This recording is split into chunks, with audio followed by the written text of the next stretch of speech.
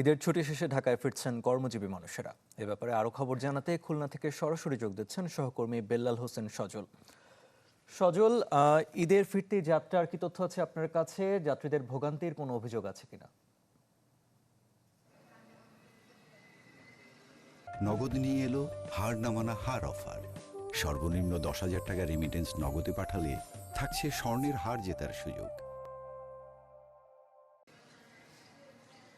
আরিফিন, আমরা দেখতে পাচ্ছি যে খুলনা থেকে যারা পরিবারের সঙ্গে ঈদ উপভোগ করেছেন, উদযাপন করেছেন, তারা কিন্তু এই ঈদ পেরিয়ে এখন কিন্তু বাড়ির পথে ফিরছেন বা কর্মের পথে ফিরছেন।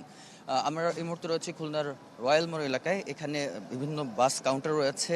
এখান থেকে আমরা দেখেছি সকালেই প্রায় 4 থেকে 5টি বাস ছেড়ে গিয়েছে। তবে যেটি দেখা যাচ্ছে, যাত্রীদের ভোগান্তি বলতে তারা কিন্তু টিকিট পাচ্ছে না। আপনি দেখতে পাচ্ছেন যে যাত্রীরা এক কাউন্টার থেকে আরেক কাউন্টারে যাচ্ছে এবং বেশিরভাগ কাউন্টারেই লেখা রয়েছে 26, 27, 28 এই 3 দিনের কোনো ধরনের টিকিট নেই। এবং আমরা প্রত্যেকটি কাউন্টারে তাদের সাথে কথা বলেছি। তাদের যে বাকি যে 2 দিন রয়েছে, সেই 2 দিনেও তাদের যে টিকিট সেটা কিন্তু ফুলফিল রয়েছে। আমরা একটি কাউন্টার রয়েছে, সেই কাউন্টারের একজন কর্মকর্তার সাথে কথা বলতে চাই। আপনাদের আসলে কি পরিমাণ টিকিট সেল হয়েছে বা কি পরিমাণ ঈদ উপলক্ষে এই বাস নামানো হয়েছে?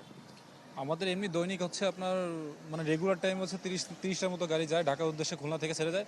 এবং এই ঈদ উপলক্ষে 6-7টা গাড়ি বাড়ানো হয়েছে এক্সট্রা করে।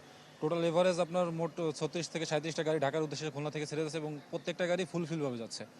অনেক যাত্রী সিট পাচ্ছে না, আমাদেরকে বলতে হচ্ছে যে সিট নেই, এখন সিট নেই। 10-15 দিন আগে থেকে টিকিট বুক অনেক চাপ যাচ্ছে। আপনি শুনছিলেন যে প্রায় 10-15 দিন আগে থেকে যে টিকিট বুক সেটি কিন্তু রয়েছে। এবং আমরা দেখেছি আসার পর থেকেই যে বেশ কয়েকজন যাত্রী তারা বিভিন্ন কাউন্টার ঘুরছেন এবং ঢাকার পথে যাওয়ার চেষ্টা করছেন, তবে তারা কিন্তু টিকিট পাচ্ছেন না। ফলে অনেকেই বিভিন্ন ভেঙে বিভিন্ন মাইক্রোবাসে করেও কিন্তু তাদের যে কর্মস্থল ঢাকা থেকে ফিরছেন। এছাড়াও যারা অনেকেই খুলনায় ফিরছেন, যারা গ্রামে ঈদ কাটাতে গিয়েছিলেন তারাও কিন্তু খুলনায় ফিরছেন। সব মিলিয়ে ঈদ যাত্রা এখনো কিন্তু চলমান রয়েছে। আরিফিন। সজল, আপনাকে ধন্যবাদ। দর্শক, খুলনা থেকে যুক্ত ছিলেন সহকর্মী বেল্লাল হোসেন সজল।